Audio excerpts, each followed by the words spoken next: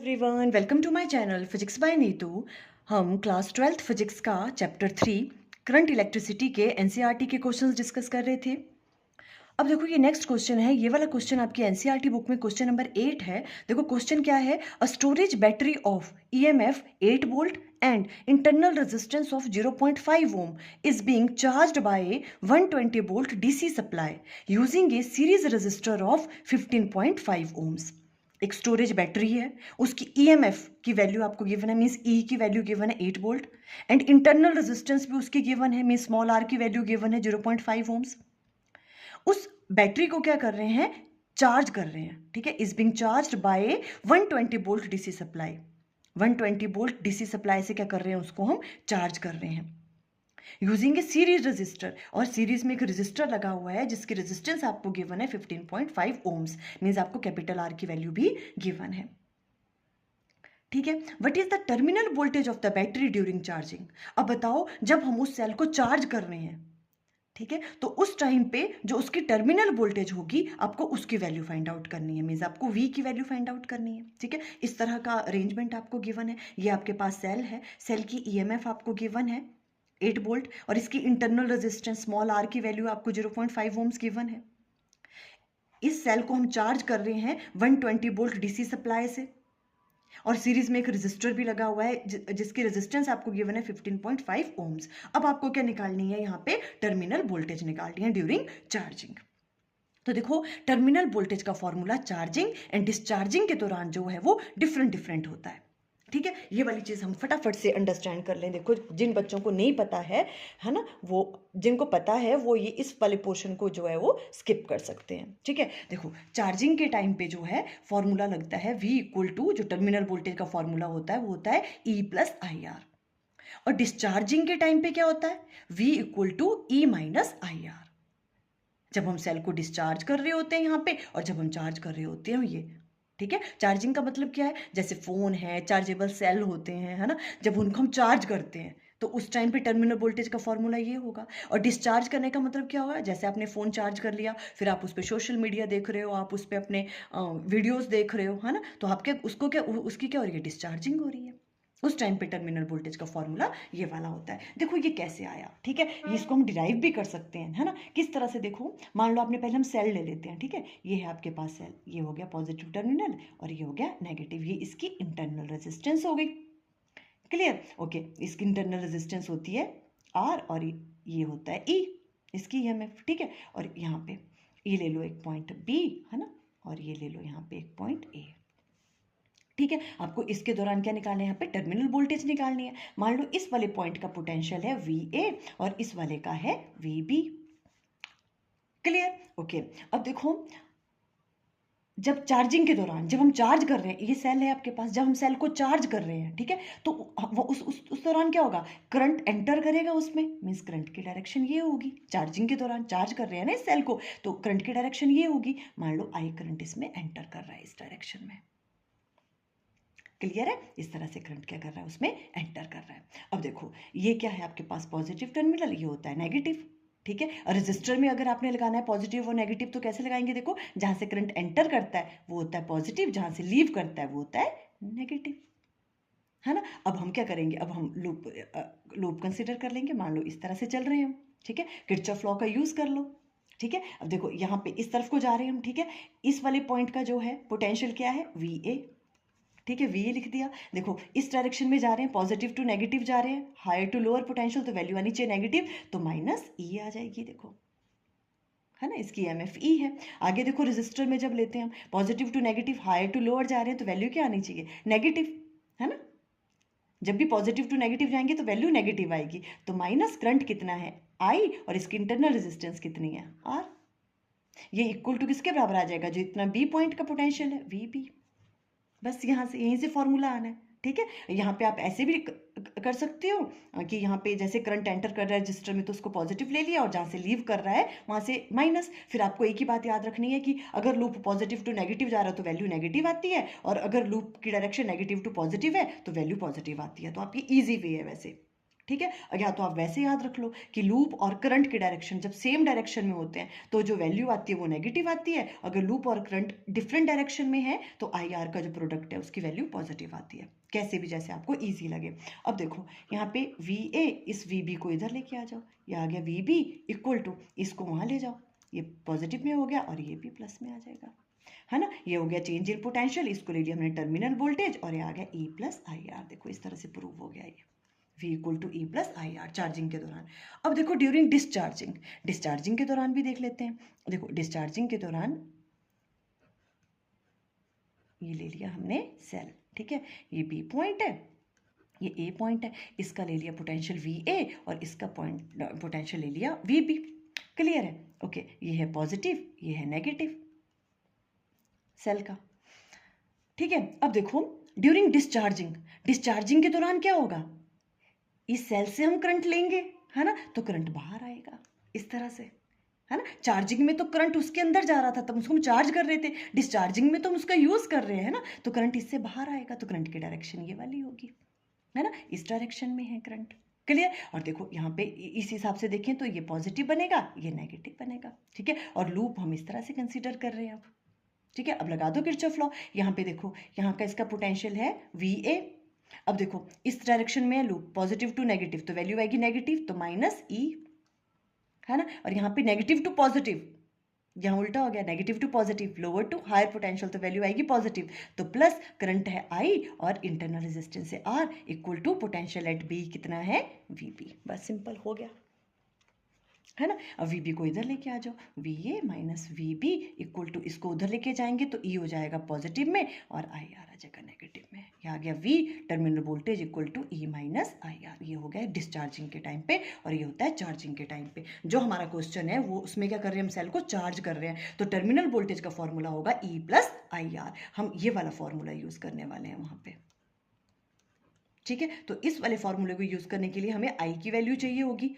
आई तो नहीं है वहां पे, है ना, क्योंकि देखो आपके पास जो है सारी वैल्यू गिवन है यहाँ पे, है ना। ई की वैल्यू गिवन है, आर की वैल्यू गिवन है, बट किसकी वैल्यू गिवन नहीं है, करंट की वैल्यू गिवन नहीं है ना। फॉर्मूले में तो करंट यूज होगा, तो सबसे पहले हम क्या करेंगे, करंट की वैल्यू निकाल देंगे, ठीक है। ये वाली चीज़ तो आप यहाँ से ही देख लो, ठीक है। देखो during charging of A battery, है ना, चार्ज जब हो रहा है इसमें, ठीक है, सबसे पहले हमें आई निकालना पड़ेगा, ठीक है। तो आई इक्वल टू क्या होगा, देखो आई आ जाएगा आपके पास, ये वाली चीज़ आपको गिवन है सारी, ठीक है। आई इक्वल टू होगा E net divided by R plus capital R, small R plus capital R, ये वाली चीज़ आएगी ना यहाँ पे। अब देखो ई नेट कैसे निकालेंगे, ये वाली आपको डीसी सप्लाई ये वाली भी गिवन है यहाँ पे 120, है ना, 120 में से और सेल की ईएमएफ 8 है, 120 माइनस 8 वो ई नेट हो जाएगा, 120 minus 8 divided by small R की वैल्यू कितनी गिवन है 0.5 और कैपिटल आर की कितनी है 15.5, इन दोनों को ऐड कर लेंगे, ठीक है। यहाँ थोड़ी सी मिस्टेक हो गई है, देखो स्मॉल आर प्लस 0.5 यहाँ आना है और 15.5 इधर आ जाएगा, ठीक है, मीन्स, ठीक है, वैसे देखो 0.5 यहाँ था प्लस 15.5, ठीक है, small R plus capital R, ठीक है। तो आई की वैल्यू आ जाएगी, देखो सॉल्व करके 112 डिवाइडेड बाय 60, ये सॉल्व करके आ गया 7 एम्पेयर, तो करंट की वैल्यू निकल गई यहाँ पे, सिंपल। अब हमें क्या निकालना था यहाँ पे, देखो what is the terminal voltage, terminal voltage क्या होती है, V इक्वल टू, चार्जिंग के दौरान क्या होता है हमने अभी अच्छे से अंडरस्टैंड किया, V equal to E plus I R. और E क्या है, देखो सेल की आपको EMF गिवन है that is 8 volt, 8 plus I की वैल्यू निकाली आपने 7 और स्मॉल आर की वैल्यू कितनी गिवन है 0.5, इसकी वैल्यू 0.5, बस ये सॉल्व किया और टर्मिनल वोल्टेज की वैल्यू आ गई 11.5 वोल्ट। इस तरह से वाला क्वेश्चन सॉल्व करोगे आप। आपको चार्जिंग और डिस्चार्जिंग के टाइम पे टर्मिनल वोल्टेज का जो फॉर्मूला है वो याद रखना है। क्लियर? अब देखो नेक्स्ट क्वेश्चन लेते हैं, लास्ट क्वेश्चन है ये, देखो आपकी एनसीईआरटी बुक में सिर्फ 9 ही क्वेश्चन थे इसमें। देखो क्वेश्चन है, the number density of free electrons in A copper conductor estimated is 8.5 into 10⁻28 per metre cube. आपको नंबर डेंसिटी गिवन है। देखो ये चीज़ें अब आपको पता होनी चाहिए, ये क्वेश्चन यहीं से पता लगता है कि ड्रिफ्ट वेलोसिटी वाले टॉपिक से है, ठीक है। देखो नंबर डेंसिटी को हम डिनोट करते थे स्मॉल एन से और ये किसके बराबर होता था, capital N divided by V, ठीक है, यहाँ आपके स्मॉल n की वैल्यू गिवन है बिकॉज नंबर डेंसिटी की वैल्यू गिवन है 8.5 into 10⁻28 per metre cube. How long does an electron take to drift from one end of a wire of 3 metre long to its other end. अभी कह रहे हैं कितना time लगेगा electron को drift करने में, अगर आपके पास कोई वायर गिवन है 3 मीटर की, एक एंड से लेके दूसरे एंड तक पहुंचने में कितना टाइम उसको लगेगा। ठीक है, the area of cross section of the wire का एरिया ऑफ क्रॉस सेक्शन भी गिवन है, that is 2 into 10⁻⁻6 metre square and it's carrying a current of, और वायर कितना करंट कैरी कर रही है 3 एम्पियर का। अब आपको बताना है कि इलेक्ट्रॉन को जो वायर है उसके एक एंड से दूसरे एंड तक पहुंचने में कितना टाइम लग रहा है, आपको टाइम निकालना है। क्लियर? पहले देखो, सबसे पहले हम चीजें राइट डाउन कर लिए मैंने, देखो यहाँ पे कि हमें गिवन क्या क्या है। ठीक है, हमें गिवन है नंबर डेंसिटी गिवन है स्मॉल n की value, length of wire given है 3 मीटर।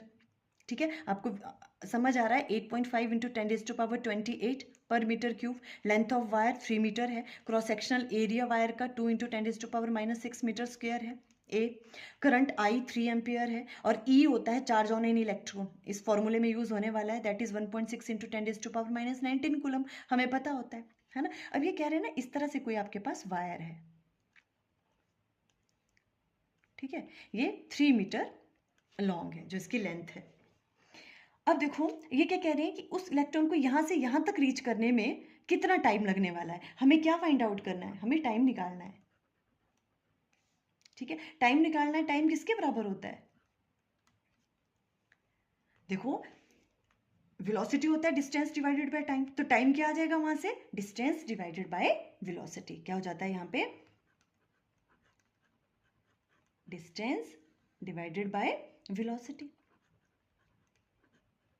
ठीक है, तो इस वाले केस में क्या आएगा, टाइम डिस्टेंस हो जाएगी ये लेंथ इसकी जितनी है ना, इतने डिस्टेंस ट्रेवल करना है ना उसको यहां से लेके यहां तक, और वेलोसिटी क्या होगी उसकी, ड्रिफ्ट वेलोसिटी। ठीक है, ड्रिफ्ट वेलोसिटी। अब मतलब देखो टी की वैल्यू, लेंथ तो पता है हमें 3, ड्रिफ्ट वेलोसिटी हमें फाइंड आउट करनी है, ये तो पता है 3 मीटर है ना, पर हमें क्या फाइंड आउट करना है, अब हमें ड्रिफ्ट वेलोसिटी फाइंड आउट करनी है। अब देखो ड्रिफ्ट वेलोसिटी निकालने का फॉर्मूला हमें पता है कि करंट निकालने का फॉर्मूला क्या होता है, करंट और ड्रिफ्ट वेलोसिटी जो है आपस में कैसे रिलेटेड है। देखो जो ये वाली डेरिवेशन है I इक्वल टू होता है NEAVD। ठीक है, बहुत इंपॉर्टेंट फॉर्मूला है ये वाली derivation examination point of view से भी बहुत इंपॉर्टेंट है। ठीक है, और हमने बहुत अच्छे से एक्सप्लेन किया हुआ है आपको, सिंपली अगर आपको नहीं आती है इसकी डेरिवेशन तो आप कर लेना पक्के से, मैक्सिमम चांसेस होते हैं इस डेरिवेशन के एग्जाम में आने के।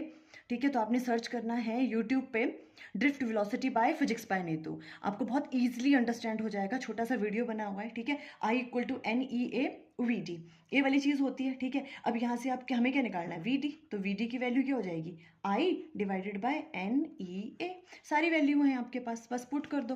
I कितना है 3, N आपको दे रखा है 8.5 इंटू 10⁻28, E होता है charge on electron 1.6 into 10⁻⁻19, area दे रखा है आपको, area of cross section 2 into 10⁻⁻6। ठीक है, ये सारी चीजें आपको गिवन है, आपने सिंपली अब क्या करना है, इसको सॉल्व करना है। ठीक है, तो VD इक्वल टू आ जाएगा 3 डिवाइडेड बाय, देखो क्या आएगा ये करके, ये तीनों आप जब मल्टीप्लाई करोगे ये आ जाएगा आपके पास 27.2।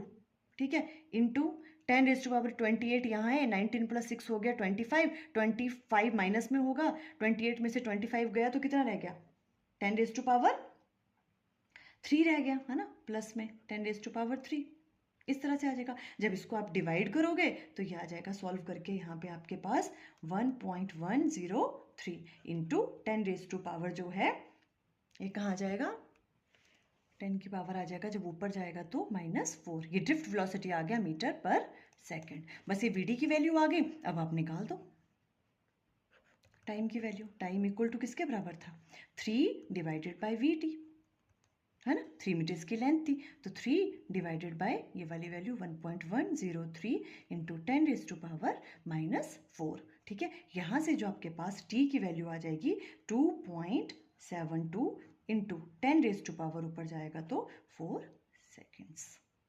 इसमें आ गई वैल्यू, ये आ गई आपके पास टाइम की वैल्यू। इतना टाइम लगेगा इलेक्ट्रॉन को यहाँ से लेके यहाँ तक ड्रिफ्ट होने में। क्लियर? ओके, स्क्रीनशॉट लेना है तो आप यहाँ से ले लेना। क्लियर? तो देखो आज हमने करंट इलेक्ट्रिसिटी जो है उसके एनसीईआरटी के सारे क्वेश्चन सॉल्व कर लिए हैं। आई थिंक आपको क्लियर हो गए। Okay, thank you.